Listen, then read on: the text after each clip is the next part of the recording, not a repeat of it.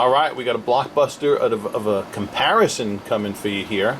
The first three videos that you see here on the screen are respectively three Princess of Hearts diamonds. The diamond on the far left is an 86 GVS2, a 96 HVS1, and then a 108 JVS2. And as you can see, they're virtual triplets with the exception of size.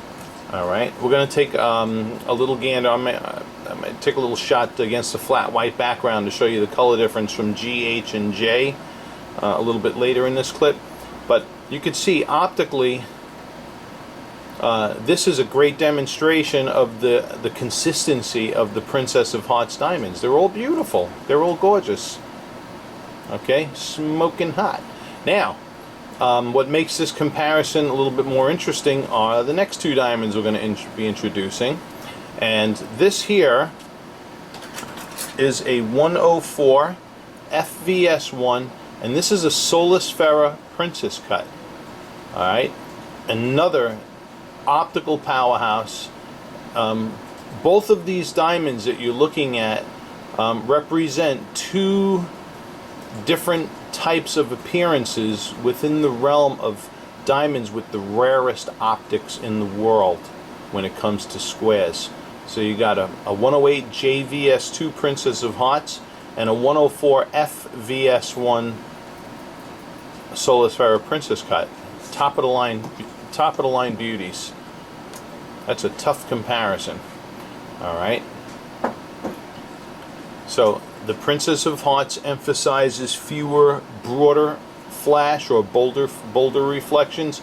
He just got a cacophony of smaller reflections, and you'll see the more of a difference too when we look at them in spotlighting. But this is the most popular view right here, so I would make a buying decision judgment on this light view. Okay, so the first comparison is a comparison in sizes. This comparison is a comparison in optics. Okay, and then this next, here's another Solasfera Princess cut. Obviously you can see it's bigger. This diamond is a 131I VVS2, or yeah, IVVS2. Another spectacular diamond. Alright, so here you got a difference between these two Solasfera Princess cuts in size from 104 to 131, and also this is an F color and this is an I color. Now you may be saying to yourself, I don't see any big earth-shattering difference in color, and you'd be correct. There is no earth-shattering difference in color. There is a little bit of difference in color, however, and I think the video may be picking it up some, but when we put them upside down against the flat white background, you'll see the difference more easily. But both of these face up white. These are two diamonds that face up white. The F color, obviously, from every different angle is going to have an icier appearance to it. But both of these diamonds are just teeming with brilliance, contrast, phenomenal optics. All of the diamonds in this lineup do. Alright, so now I'm going to take you out of the diffuse lighting, and we're going to look in on my dim spotlighting for sparkle.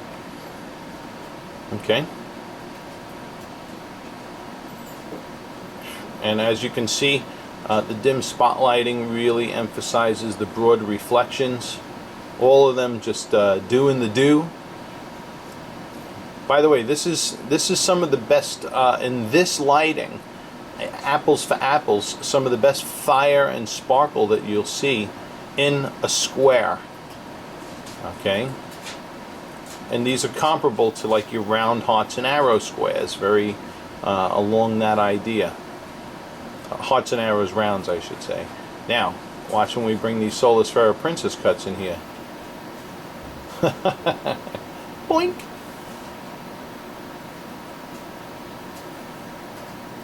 Okay, so, and you can see how the Solasfera Princess cuts emphasize more smaller reflections as opposed to the fewer broader reflections seen in the square hearts and arrows of the Princess of Hearts. Alright, so there's your optical differences there, and sparkle. We're going to bring this into a little bit more funner spotlighting. Not so much what I would say the most realistic lighting, but our stronger spotlighting environment. All right, and there again we have the 86 GVS2, the 96 HVS1, and the 108 JVS2, all just you know, looking gorgeous. Big, bold, broad, beautiful flash. Beautiful fire in the Princess of Hearts. Okay. Now see, the Solasfera Princess cuts, you're not going to get as big and bold, broad of the flashes like you are in the Princess of Hearts. But man, oh man, to say that those diamonds scintillate would be an understatement.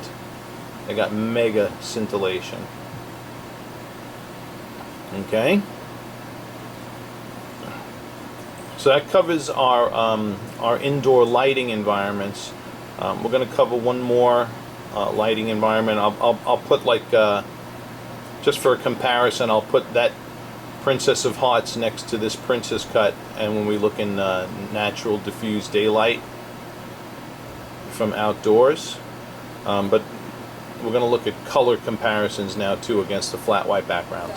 Alrighty, and as we wrap up this optical examination, we're here in natural ambient daylight, and we have both of these beauties just, oh man. And if you want to pay for the setting now, you can. Before the camera, Yeah. both of them just smoking hot optics within their respective shapes. You could easily see the contrast patterning between the two. As I look at these two diamonds, I'd probably say that the Princess of Hearts has a little bit more of a contrasty appearance to it, whereas the Solasfera Princess cut, man, it's just like things like a spotlight. So, but two magnificent examples of diamonds that exhibit the rarest optics in these square shapes. Phenomenal demonstration.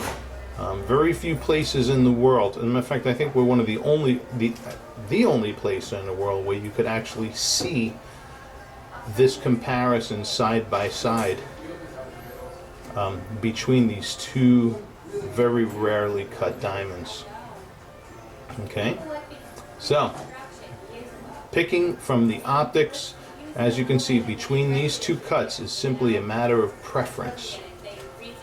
And I can't decide that for you. You got to decide that for yourself.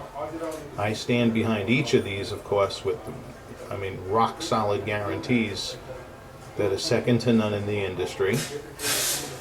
But you're the ones got to pick based on the optics. Thank you for watching this part. We're going to jump into the color analysis now.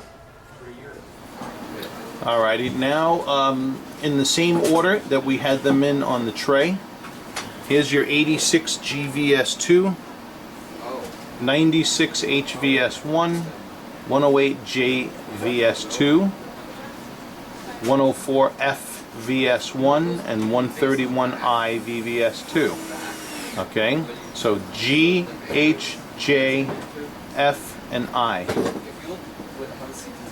And you can see the gradations in the color, in the body color of each of these gems. Right now we're looking at it exactly the way GIA would look at it, or any professional laboratory would when they're grading color. I have my white balance set on my camera here. So you're getting a really good, accurate representation of what we're seeing. I can't speak for the adjustments of colors on your screen, on the other end of the computer there, but at least you're getting an idea and a perspective to how the actual body colors look. All right, just disregard the background noise. We're working here. And I'm going to pause the video and I'm going to turn the diamonds face up and show you as well. Alright, and here we're looking face up. Really the best way you're going to see color face up against the flat white background is at these tilt angles. That's the way you always see color most easily in the face up position. So so you're not distracted by contrast and brightness as much. G, H, J, F, and I. Okay. You know, face up is always going to be the hardest way to distinguish color differences. Upside down is always going to be the easiest way and the actual way that the body color is graded. Alright, so that wraps up this clip, and I hope that that's helped. Let me know which one of these bad boys you want to proceed with, and we'll proceed to, or you will proceed to reserve it, and then we'll work with you on the mounting. Thank you for watching.